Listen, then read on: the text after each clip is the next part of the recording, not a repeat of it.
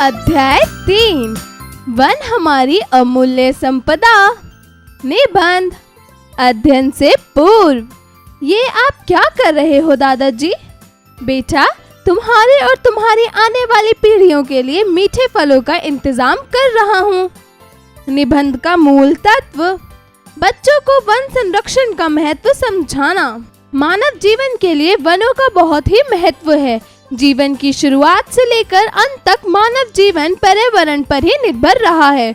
तो ऐसे में ये कहना गलत नहीं होगा कि पर्यावरण के विभिन्न अंग जैसे वायु, जल, मिट्टी, पेड़ पौधे मानव जीवन के लिए अति आवश्यक है।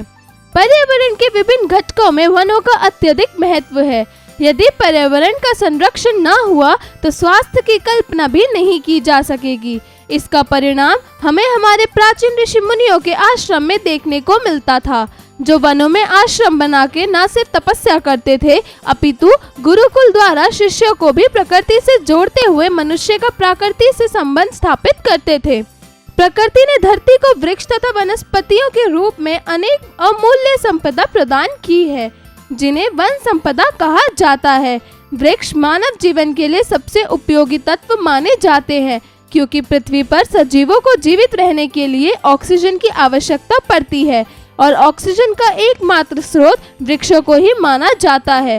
प्राचीन भारतीय ग्रंथों में वनों की महिमा के अनेक उल्लेख उपलब्ध हैं। अर्थवेद में वनों में समस्त सुखों का स्रोत कहा गया है। गीता में श्री कृष्ण ने वृक्ष को ईश्वर की विभूति कहकर उसका महत्व स्पष्ट किया है।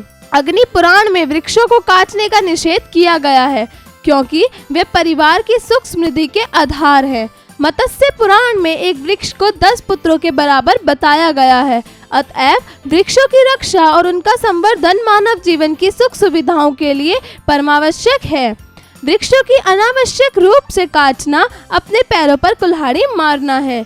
वृक्षों के महत्व के संबंध में एक वृद्ध किसान तथा राजा के बीच वार्तालाप का प्रसंग बहुत ही अर्थपूर्ण है।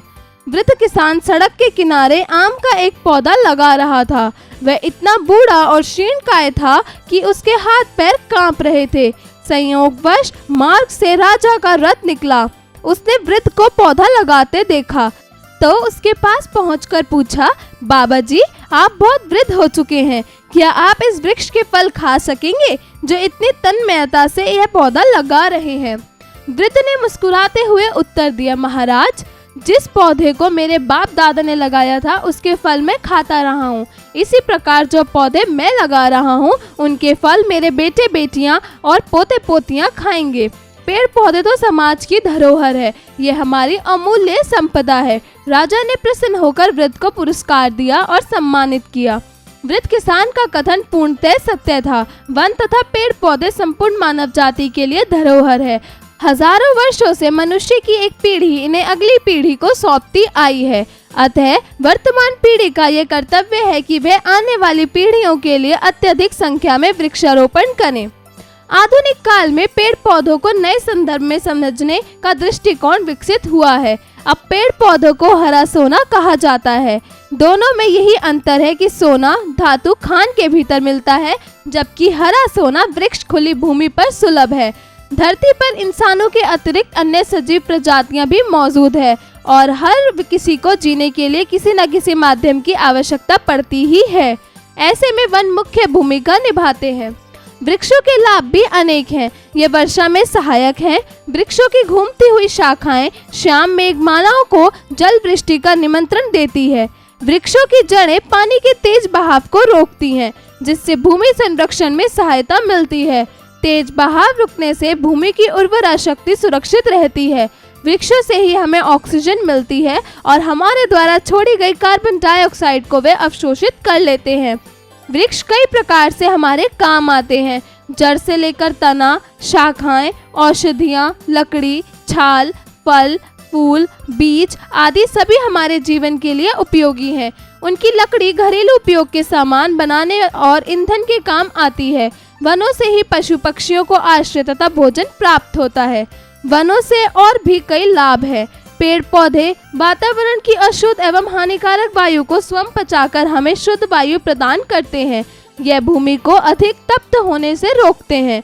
वनों की अधिकता के कारण ही प्राकृतिक आपदाओं में कमी आती है, क्योंकि वैज्ञानिकों का अनुमान है कि यदि भूतल पर वृक्ष ना होते तो पृथ्वी का तापमान बढ़कर इतना अधिक हो जाता कि ध्रुवीय प्रदेशों पर जमी बर्फ पिघल जाती। उस बर्फ के पिघलने से पृथ्वी पर जल की मात्रा इतनी अधिक हो जाती कि पृथ्वी उसमें समा जाती। तब न पृथ्वी पर मानव रह पाता, न पशु पक्षी और न ही वनस्पति जगत ही। वन उपज का उपयोग गृह निर्माण, मेज, कुर्सी, दरवाजे, खिड़कियां, बैलगाड़ी, कृषि उपकरण, खिलौने, खेल की सामग्री, वाद्य यंत्र, नौकाएं, खंबे, पुल, कागज, माचिस आदि बनाने में किया जाता है। आज शहरीकरण और विकास के नाम पर वनों को काट लकड़ियों की कालाबाजारी बेझिझक हो रही है। जनसंख्या विस्फोट के फलस्वरूप अधिक खेती के लिए वनों की कटाई, नदी घाटी परियोजनाओं को पूरा करने तथा रेल मार्गों एवं सड़कों का विस्तार करने के लिए भी वनों का सफाया किया जा रहा है। अपनी वर्तमान परिस्थितियों में ही वनों के क्षेत्र को बढ़ाने तथा हरितिमा संवर्धन के लिए हमें प्रयास करने होंगे। जहां नहरों और सड़कों का निर्माण किया गया, उनके किनारे वृक्ष लगाए जा सकते हैं। सड़कों के किनारे वृक्ष होने से जहां वायुमंडल का संतुलन बनाए रखने में सहायता मिलेगी, वहीं यात्रियों को शीतल छाया भी सुलभ होगी। आम के आम, गुठलियों के दाम। भारत सरकार द्वारा अपनाई गई नीति के अनुसार देश के 33% भूभाग पर वन होने आवश्यक है। विगत दशकों में वनों का अंधाधुंध कटाई होने से वनों का क्षेत्र घटकर 20% से भी कम रह गया है। वनों की इस कमी की पूर्ति हेतु सामाजिक वृक्षारोपण कार्यक्रम व्यापक स्तर पर चलाने की आवश्यकता है, जिसके अंतर्गत सार्वजनिक भूमि पर विविध प्रकार के वृक्ष लगाकर वृक्षों को संरक्षित करने के नए नए तरीकों को निजात किया जा सकता है। जिन क्षेत्रों में वनों का विशेष रूप से अभाव हो गया है, वहां पुनः नए सिरे से वृक्षारोपण किया जाए।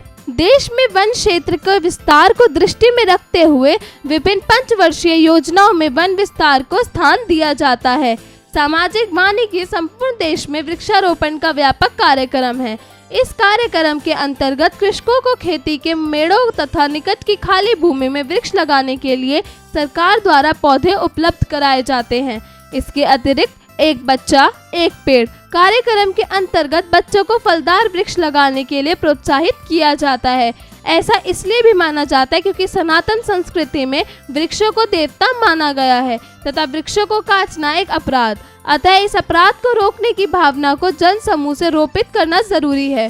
सामाजिक वानिकी कार्यक्रम की सफलता को सुनिश्चित करने के उद्देश्य से प्रत्येक विकास खंड में प्राय 2 हेक्टेयर भूमि में पौधशाला की व्यवस्था की गई है। इन पौधशालाओं के लिए वन विभाग द्वारा विविध प्रकार के पौध तैयार किए जाते हैं।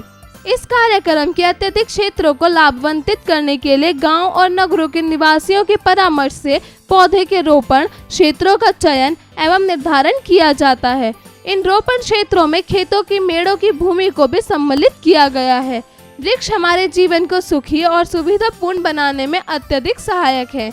ये आंधी तूफान की तेज गति को नियंत्रित करते हैं, भूमि में आर्द्रता बनाए रखते हैं तथा भूमि को अपनी जड़ों से जकड़कर चट्टानों और मिट्टी को खिसकने से रोकते हैं।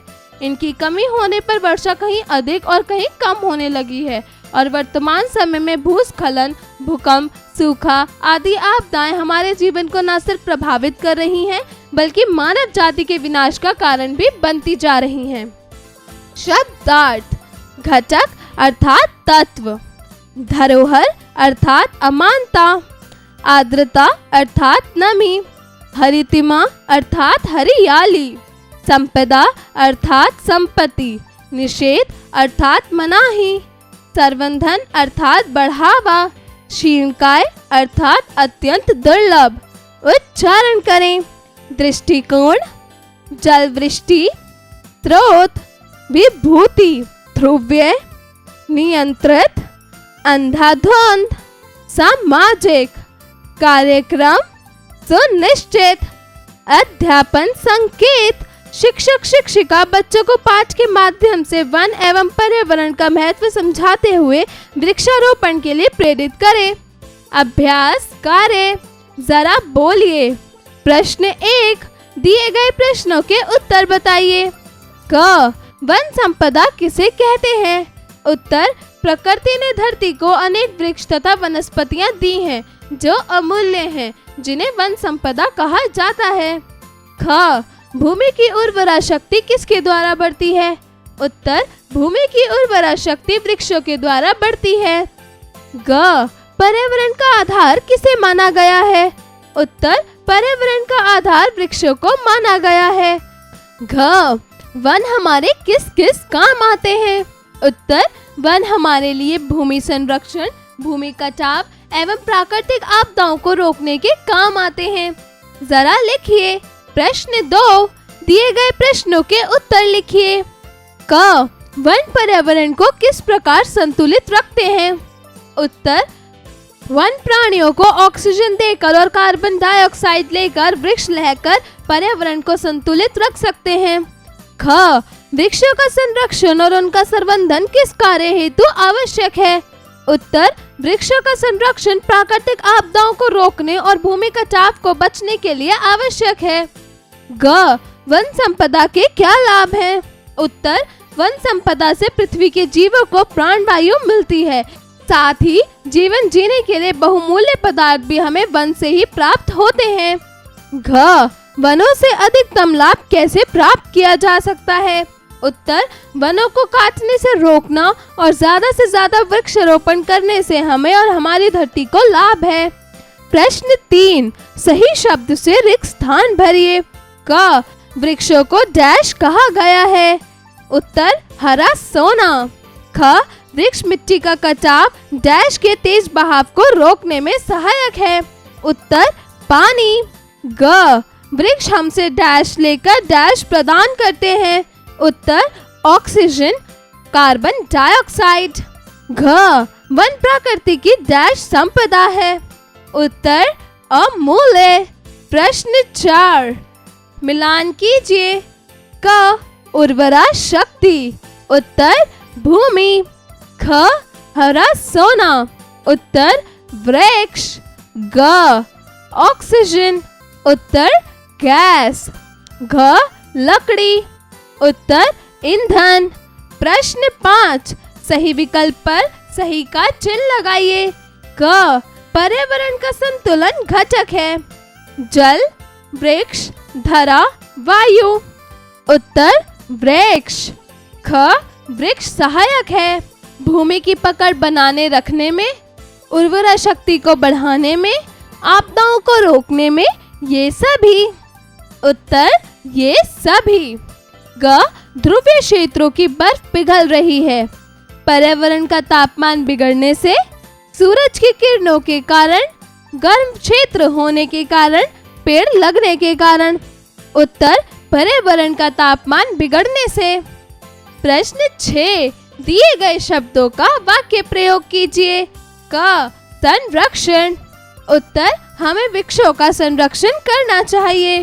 ख, पर्यावरण। उत्तर, वृक्ष हमारे पर्यावरण को संतुलन में बनाए रखने में हमारी मदद करते हैं। ग, सुरक्षित। उत्तर, पर्यावरण का सुरक्षित रखना मानव का प्रथम कर्तव्य है। घ, सहायक। उत्तर, वन हमारे लिए भूमि संरक्षण, भूमि कटाव एवं प्राकृतिक आपदाओं को रोकने में हमारे सहायक हैं। जरा सोचिए। प्रश्न 7, वृक्ष पर्यावरण का आधार है। कैसे? कक्षा में चर्चा करते हुए लिखिए। प्रश्न 8, वृक्षों को काटना अपने पैरों पर कुल्हाड़ी मारने के समान है। इस कथन को अपने शब्दों में स्पष्ट कीजिए। प्रश्न 9, वृक्षों के संवर्धन हेतु हमें क्या प्रयास करने होंगे? कक्षा में संवाद माध्यम से चर्चा करते हुए बताइए। प्रश्न 10, वनों के कटाव हुए बिना औद्योगिकरण संभव नहीं है। इस कथन से आप कितना सहमत हो और क्यों? यदि नहीं तो क्यों नहीं? लिखिए। जरा भाषा पर गौर कीजिए। प्रश्न 11, दिए गए शब्दों के विलोम शब्द लिखिए। क, स्वस्थ। उत्तर, अस्वस्थ। ख, शुद्ध। उत्तर, अशुद्ध। ग, सुरक्षित। उत्तर, असुरक्षित। घ, मूल्य। उत्तर, अमूल्य। प्रश्न 12, दिए गए शब्दों के वचन बदल कर लिखिए। क शाखा, उत्तर शाखाएं। घ पौधा, उत्तर पौधे। ग वृक्ष, उत्तर वृक्षों। घ क्षेत्र, उत्तर क्षेत्रों। प्रश्न 13, दिए गए शब्दों के संधि विच्छेद कीजिए। क सर्वाधिक, उत्तर सर्व जमा अधिक। ख अधिकतम, उत्तर अधिक जमा तम। ग प्रदूषण, उत्तर प्र जमा दूषण। घ पर्यावरण, उत्तर परि जमा आवरण। प्रश्न 14, दिए गए मुहावरों का वाक्य प्रयोग कीजिए। क अपने पांव पर कुल्हाड़ी मारना, उत्तर यदि हम वृक्षों को यूं ही काटते रहे तो हम भविष्य में अपने पांव पर खुद ही कुल्हाड़ी मार लेंगे। ख जिस डाल पर बैठना उसी को काटना, उत्तर रोहन अपने कार्य क्षेत्र पर बुरे काम को कर के स्वयं से साबित कर रहा है कि जिस डाल पर बैठा है उसी को काट रहा है। ग टस से मस ना होना, उत्तर राधा प्रिय की शादी में स्टेज से टस से मस नहीं हुई। घ आम के आम गुठलियों के दाम, उत्तर महेश को एक साइकिल के साथ इनाम में 100 रुपए भी मिले। ये तो वही बात हुई, आम के आम और गुठलियों के दाम। प्रश्न 15, दिए गए वाक्यों को शुद्ध करके लिखिए। क कौन आई है, देखो, उत्तर देखो कौन आया है। ख जो करेगा वह भरेगा, उत्तर जो करेगा सो भरेगा। ग कृपया करके तुम भी काम कर लो, उत्तर तुम भी कृपया करके काम कर लो। घ मैं संकल्प लेता हूँ कि वनों की रक्षा करूँगा, उत्तर मैं संकल्प लेता हूँ कि वनों की रक्षा करूँगा। प्रश्न 16, दिए गए वाक्यों में उचित विराम चिन्ह लगाइए। क उन्होंने रोक कर पूछा पेड़ है कहाँ, उत्तर प्रश्नवाचक चिन्ह। ख मेरे मन निराश होने की जरूरत नहीं है, उत्तर पूर्ण विराम। ग सब जीव जंतु भागकर इधर उधर छुप गए, उत्तर पूर्ण विराम। घ प्रकृति की रक्षा कौन करेगा, उत्तर प्रश्नवाचक चिन्ह।